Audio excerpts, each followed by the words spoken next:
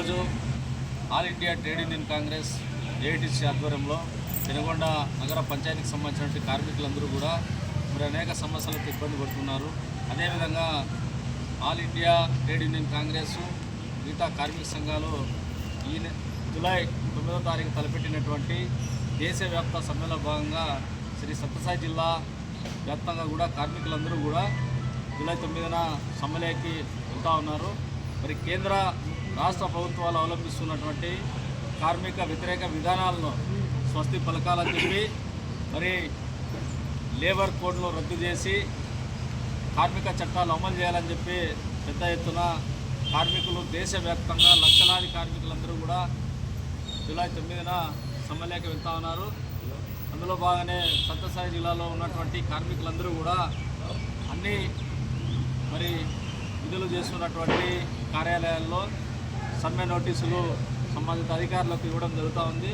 అందులో భాగంగానే ఇక్కడ కూడా నగర పంచాయతీ కమిషనర్ గారికి ఏఐటీసీ ఆధ్వర్యంలో మరి సమ్మెను జయప్రదం చేయాలని చెప్పి వాళ్ళకు కూడా సమ్మె నోటీస్ ఇవ్వడం జరిగింది.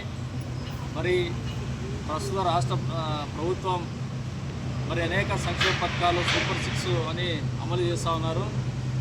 సూపర్ 6లో అమలు చేస్తున్నటువంటి సందర్భంలో కార్మికులు ఏవైతే 12,000, 11,000, 10,000 ఎవరైతే కార్మికులు వేతనం తీసుకుంటున్నారో 18,000 లోపల వాళ్ళందరికీ కూడా ఈరోజు సంక్షేమ పథకాలు, తల్లికి వందనం కావచ్చు, మరి అనేక రకాలైనటువంటి సంక్షేమ పథకాలన్నీ కూడా రాష్ట్ర ప్రభుత్వం కోత విధించింది. అంగన్వాడీ ఆశా వర్కర్లు, మున్సిపాలిటీ కార్మికులు, స్కీమ్ వర్కర్స్ అందరికీ కూడా ఈరోజు పెద్ద ఎత్తున అన్యాయం చేస్తూ ఉంది. మరి తీవ్రంగా దీన్ని కార్మిక సంఘాలుగా ఏఐటీసీగా తీవ్రంగా ఖండిస్తూ ఉన్నాం. రాష్ట్ర ప్రభుత్వం ఇప్పటికైనా కార్మికుల పక్షాన కార్మికులకు మేలు చేసే విధంగా ఉండాలి తప్ప మరి కార్మికులకు అరాకొర జీతాలు వస్తున్నాయి తప్ప మరి ఆ జీతాలను సాకుగా చూసి మీరు ట్రెజరీ అకౌంట్ను బేసిక్ చేసుకొని వీళ్ళందరికీ కూడా ఈ సంక్షేమ పథకాల నుంచి మరి ఇళ్ల స్థలాలకు సంబంధించి కానీ, తల్లికి వందనం కానీ అనేక రకాల స్కీమ్స్ అన్నీ కూడా ఈరోజు ఎత్తివేసే పరిస్థితి. రేషన్ కార్డులు కూడా చాలామందికి ఎత్తేస్తున్నారు.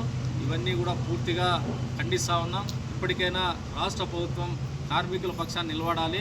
కార్మికులకు ఏవైతే మరి 26,000 లోపల ఉన్నటువంటి వేతనం తీసుకుంటున్న వాళ్ళందరినీ కూడా మరి ఉద్యోగులుగా పరిగణించద్దు. వీళ్ళందరినీ కూడా తక్కువ వేతనం తీసుకుంటున్నారు కాబట్టి వీళ్ళందరినీ కూడా ఉద్యోగులుగా, ప్రభుత్వ ఉద్యోగులుగా గుర్తించద్దు అని చెప్పి నేను రాష్ట్ర ప్రభుత్వాన్ని కూడా హెచ్చరిస్తూ ఉన్నాం.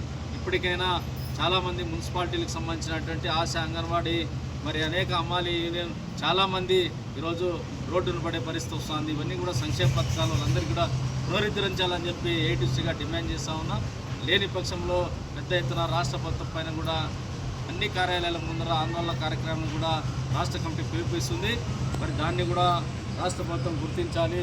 ఇప్పటికైనా మీరు తీసుకున్నటువంటి నిర్ణయాలన్నీ కూడా వెనక్కి తీసుకొని ఈ సంక్షేమ పథకాలన్నీ కూడా ఈ కార్మికులకు తక్కువ వేతనం తీసుకుంటున్న కార్మికులకు అందరికీ కూడా అందే విధంగా చర్యలు తీసుకోవాలని చెప్పి ఏఐటీసీగా రాష్ట్ర ప్రభుత్వాన్ని డిమాండ్ చేస్తూ మరి జూలై 9వ తారీఖు జరిగే యొక్క సమ్మెను జిల్లా వ్యాప్తంగా జయప్రదం చేయాలని చెప్పి ఏఐటీసీగా మరి కార్మికులందరికీ కూడా విజ్ఞప్తి చేస్తా ఉన్నాం.